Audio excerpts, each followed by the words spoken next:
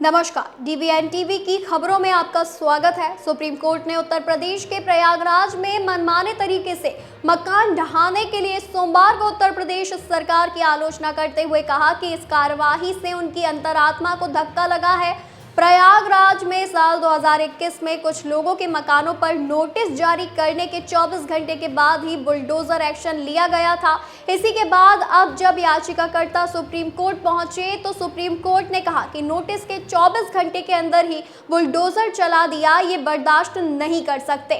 Justice अभय S ओका और justice उज्जवल भुइयां की बेंच ने नोटिस देने के 24 घंटे के अंदर ही मकानों को बुलडोजर से गिराने और पीड़ितों को अपील करने का समय नहीं देने पर भी नाराजगी जताई।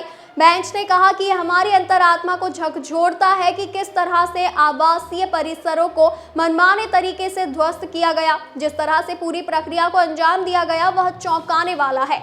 अदालतें ऐसी प्रक्रिया को बिल्कुल बर्दाश्त नहीं कर सकती। अगर हम एक मामले में इसे बर्दाश्त करते हैं तो ये जारी रहेगा। शीर्ष अदालत ने पहले प्रयागराज में उचित कानूनी प्रक्रिया का पालन किए बिना घरों को ध्वस्त करने पर उत्तर प्रदेश सरकार की आलोचना की थी और कहा था कि ये कार्यवाही चौंकाने वाली है और ये गलत संकेत देती है। बता दें, शीर्ष अदालत अधिवक्ता जुल्फिकार हैदर, प्रोफेसर अली अहमद और अन्य लोगों की याचिका पर सुनवाई कर रही थी जिनके घर साल 2021 में ध्वस्त कर दिए गए थे।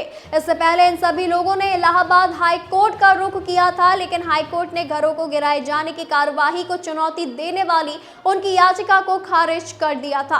हाई कोर्ट से याचिका खारिज होने के बाद याचिकाकर्ताओं ने सुप्रीम कोर्ट का दरवाजा खटखटाया। सुप्रीम कोर्ट ने सुनवाई के दौरान एक बहुत बड़ी बात कही जो कि याचिकाकर्ताओं के लिए बड़ी राहत मानी जा रही है।